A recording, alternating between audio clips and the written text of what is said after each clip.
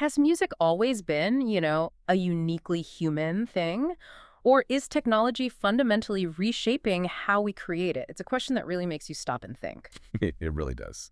So, today we're diving deep into music technology, sometimes called music tech or even music engineering. Right. This is this really fascinating field where music, technology, engineering, even mathematics, they all kind of converge. hmm We're exploring how digital tools get used to create, produce, store, analyze, even distribute music. It's a huge area. Yeah, and our mission today really is to uncover how these innovations, everything from digital sampling to, well, cutting edge artificial intelligence, are just transforming what's possible in music. And maybe offer some surprising insights, yeah. Exactly. Help you become more informed on this rapidly evolving field. It's a space that's, well, it's not just dynamic, it's truly revolutionary, I'd say. Mm, Digital music technology has evolved at just an incredible pace. mm. It's become absolutely central to how modern music is made. You really can't ignore it. No way. Yeah. And if you connect this to the bigger picture, tools like digital sound source management, MIDI controllers, they're not just technical gadgets, right? Right. They offer musicians this like unprecedented freedom and really precise control. Which leads to new sounds, new styles. Exactly. Entirely new styles and effects that were, well, simply unattainable before. So how does this magic actually happen? I mean, at its core, a lot of this evolution, it goes back to sound sampling technology, doesn't it? It really does. That's foundational. Imagine taking any sound from the real world. Yeah. Could be a grand piano, like you said, or a whole orchestra section. There's something tiny like leaves rustling. Yeah, even that. Yeah. And digitally capturing it. It's like you're building this incredibly precise virtual library of sounds. Ready to be played back and manipulated. Exactly. Right at your fingertips. Okay, walk us through that sampling process. Sure. So the process involves several key steps, and they kind of build on each other. Oh. First up, you've got recording. Right. Getting the initial sound. Meticulously capturing that sound, ideally in a professional environment, making sure it's as clean and high fidelity as possible. Okay. Then what? After that comes digitalization. That's where the captured analog sound gets converted into a digital file. And that happens in software. Usually within a digital audio workstation, a DAW, using an audio interface to get the sound into the computer. Got it. DAW and audio interface. And this next part, sampling, that sounds crucial for realism. Oh, absolutely. This is where that digital sound signal is sliced into tiny, tiny pieces.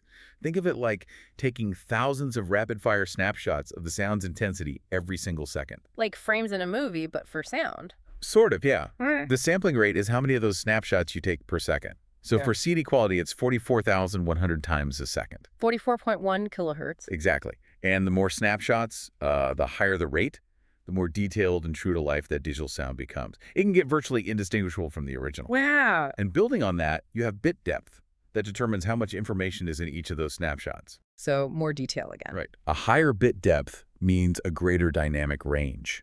It captures more subtle nuances, creating a richer, more, well, natural sound. Like 16-bit for CDs, but maybe 24-bit for pro stuff? Precisely. 24-bit gives you superior detail. So once all that meticulous sampling is done, the final step is programming. Oh, okay. These carefully sampled pieces are integrated into software. So when you play a note on, say, a keyboard controller, Yeah. the software instantly triggers the right sampled sound at the exact pitch and volume you want it. It's actually astonishing how realistic virtual instruments have become through this. I mean, you mentioned pianos. Oh yeah, things like Ivory sound pretty much indistinguishable from a concert grand sometimes. Or those huge synthesizer sounds like Omnisphere, creating these massive sonic landscapes. Absolutely. And then there's vocoder, which is really interesting. Takes a human voice and turns it into a synth effect. You hear that everywhere in pop music. You really do.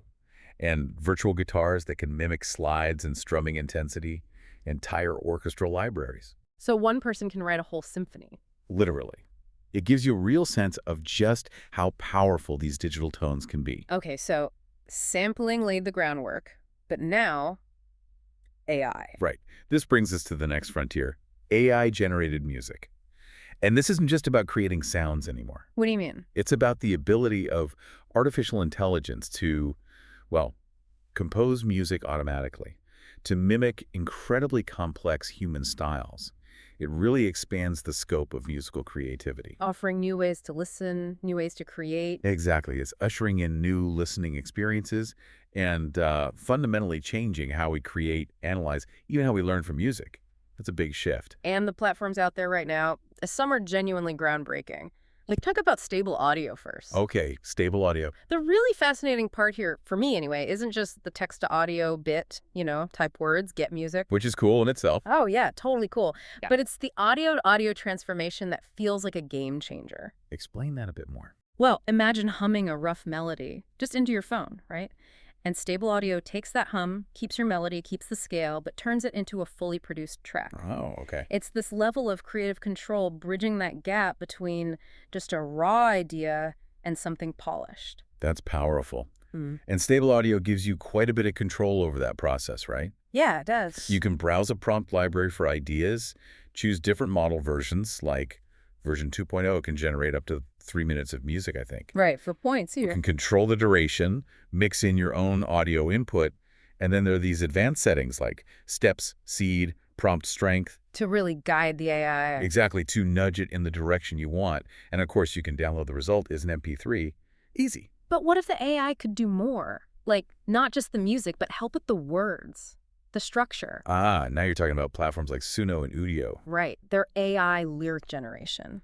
It can auto-write lyrics just based on your prompt. And structure whole songs using those standard tags like verse, chorus, bridge. Outro, yeah. You're essentially giving the AI a complete blueprint for the song's architecture. It's kind of amazing. And the custom mode options offer this just astonishing level of flexibility. Tell me about that. You can define the genre, the musical styles, specify song types, background music, children's songs. Character themes even. Yeah. Yeah. You can tell it to put in specific musical moments, like a bass drop or a guitar solo. Oh, okay. You can dictate performance styles, rap, spoken word, vocal chops, inject emotional language like energetic or romantic. Wow.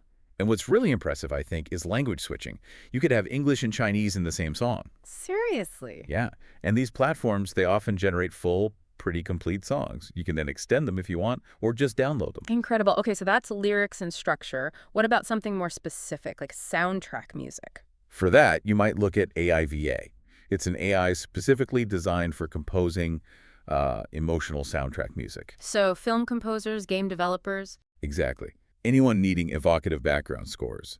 It has these generation profiles for creating tracks in loads of styles. Trip-hop, classical, jazz, you name it. What makes AIVA stand out, though? Okay, what makes AIVA particularly powerful, especially for producers, is its unique ability to export MIDI files. Not just audio, the actual data. Precisely. You don't just get the finished audio track, you get the underlying musical information, the chord progressions, melodies, bass lines, percussion patterns. Which means you can take it into your own DAW and mess with it. Exactly. It fundamentally bridges that gap between AI generation Yeah. and hands-on production. Allows for deep customization, seamless integration. It's like getting a musical blueprint you can then sculpt yourself. Okay, my mind is slightly blown already. But Mhm. AI voices, cloning voices. Yeah, buckle up. This is where it gets even wilder. Tools like A Studio, X Studio, Synthesizer V. They're using AI to clone human voices for music production. Clone voices. How realistic are we talking? Well, A Studio, for instance, it used to be free, now it's paid. But it has these incredibly powerful features. It dynamically adjusts even the most delicate vocal nuances. Like what? Breathing, pitch variations, different singing techniques. It can create hyper-realistic vocal performances. There was that AI-generated 4-part harmony of Tomorrow Will Be Better. I think I heard about that. Made with Ace Studio. Yeah. It's remarkable. Think about a solo artist creating complex harmonies instantly, or teachers demonstrating vocal parts without needing a choir. It really democratizes that kind of advanced vocal production. Absolutely. And then X Studio gives you this intuitive interface. Looks a bit like a piano roll in a D-on-A, Okay. where you just write the lyrics directly over the notes and boom, it produces a singing voice. Synthesizer V is another major player in that AI vocal synth space. But is it just using pre-made voices or? Well, that brings us to something even more personal. RVC Web UI, retrieval-based voice conversion. RVC. What does that let you do? This is a tool for local voice cloning. It lets you train your own voice model. My own voice. Seriously, how? The training process involves feeding it clean audio of your voice. So if you want it to sing, you give it recordings of you singing. If speaking, then speaking samples. Okay. Then it extracts the unique features of your voice and trains the model. Now, fair warning, to run this locally, you need a pretty beefy computer. Needs a good graphics card, right? Definitely. All right. Especially one with plenty of VRAM video memory. 8 gigs or more is recommended. It takes serious computing power. But what can you do with your own cloned voice? Okay, this is cool. You can take a song, separate the original vocals from the instrumental track, Yeah. and then replace those original vocals with your own AI-trained voice. So I can essentially cover any song in my own voice, even if I can't sing it like the original artist. Pretty much, your unique AI-generated voice, it opens up totally new creative avenues for, self-expression. Mind blown. Okay, so we have all this incredible digital sound, AI generation, AI voices. How do musicians actually control it all, bring it all together? Great question. That's where MIDI controllers are absolutely essential. MIDI, musical instrument digital interface. Exactly. At their core, they're devices that send MIDI messages to control those digital sound sources we talked about. They don't make sound themselves? Nope, they're the bridge. They translate your physical performance pressing a key, hitting a pad, into digital commands that the software understands. And their importance in music tech is huge. Oh, you can't overstate it. MIDI Yeah. controllers give you incredibly precise control over musical parameters, pitch, volume, rhythm, all that stuff. And you don't necessarily need deep music theory knowledge. Right. They enable intuitive programming. It empowers musicians to focus more on the creative expression, the performance, rather than getting bogged down in, technical theory. Allows for a smoother flow from idea to sound. And there are loads of different types, right? Not just keyboards. Oh yeah, the diversity is really expanding what's possible. You've got your traditional MIDI master keyboards, of course. Standard piano-style keys. Right.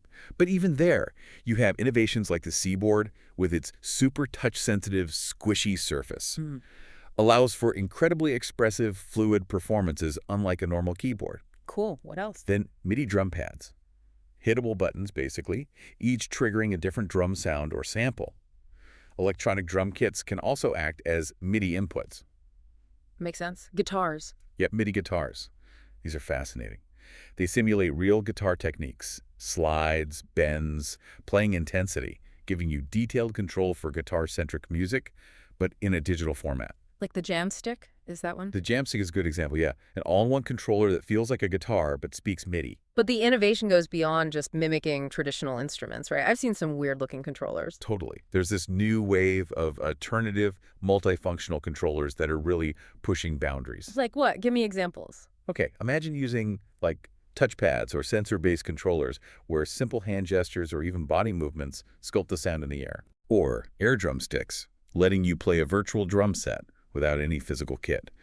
Super portable way to explore rhythm. That sounds fun. And for mobile music making, you've got compact devices like the Orba, and the newer one, Corda, designed to make creating music on the go more accessible, more enjoyable. Any others? There's the Theory board, that one has a powerful built-in chord function, simplifies complex harmonies, and the Touche, people call it magical. It delicately simulates the nuances of string instruments and synthesizers through touch. It's like the physical interface is becoming as creative as the software. Exactly.